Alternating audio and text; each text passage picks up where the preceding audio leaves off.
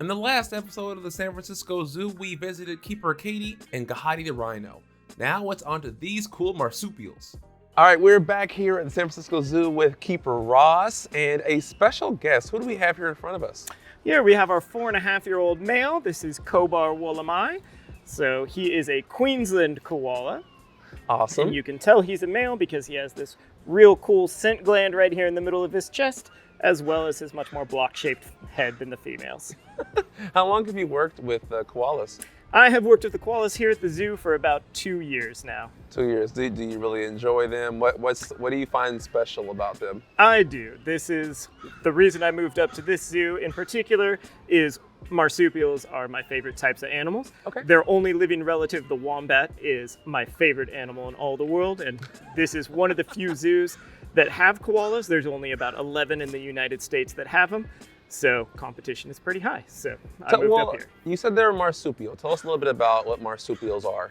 What a marsupial is your pouched mammals. So they broke away from the rest of the mammals and evolved by themselves. So instead of developing babies on a placenta, these guys have a very short gestation. Koalas, there's about 29 to 40 days. Wow. And then they give birth to a little jelly bean with arms that crawls up the midline into the pouch, and then will develop for the next 6 months inside the pouch. Wow, that's amazing. So fun fact about that though, because they have no umbilical cord, marsupials have no belly buttons. Weird. Well, that's something I definitely didn't actually know.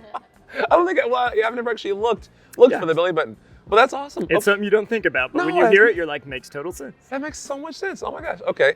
So one thing I was looking at earlier when you first walked out with him, I was looking at his hands.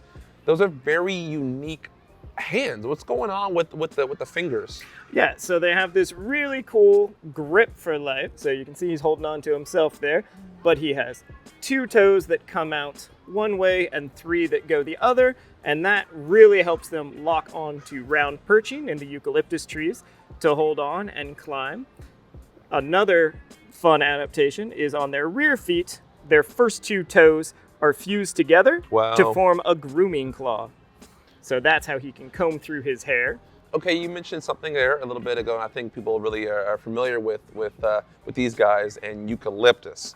Yes. So what is going on with eucalyptus? So eucalyptus is the only thing that a koala will eat. It is also where they get the majority of their water from.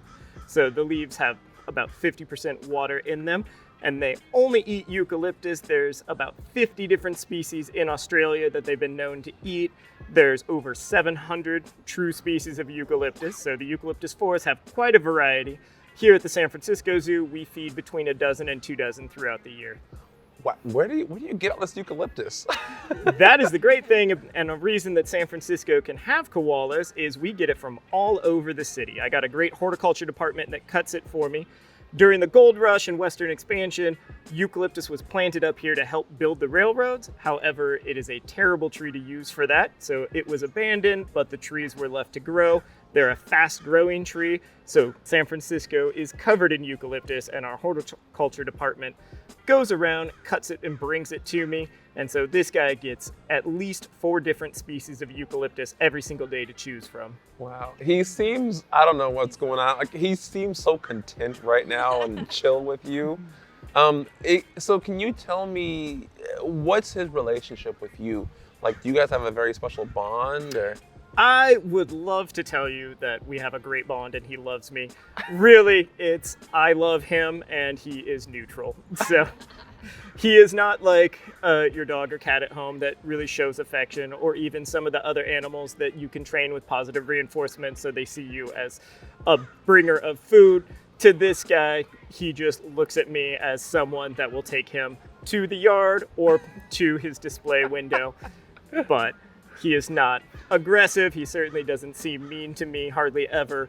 But he also doesn't like lean into me while we're carrying him to be, my buddy. But so I fawn over him, so I feel he picks up on that. So you're just a middleman who takes him places? Exactly. Gotcha. I'm his Uber driver. There you go. Well, Ross, thank you so much for your time and showing off this beautiful boy here. And I hope to see him again soon in the future. And I think he has somewhere to be right now. Apparently, he needs to go up there. See ya. What a calm, great, sleepy individual. I was talking about Zookeeper Ross. Koala was cool too. All right, you guys, hope you enjoyed that fun little segment shot here at the San Francisco Zoo. I had so much fun being today's animal. Let me know what animal you want me to meet at whatever zoo of your choosing down below in the comment section. Till next time, it's your boy Jungle Jordan. I'm out. I just wanted to give a big shout out to a friend of mine, Juliana. Without her, today would not have been possible. Thank you so much. You're welcome. Everybody at home, make sure you say thank you to Juliana in the comment section. She's an awesome zookeeper here at San Francisco Zoo and a friend of mine. Thank you so much. You're welcome.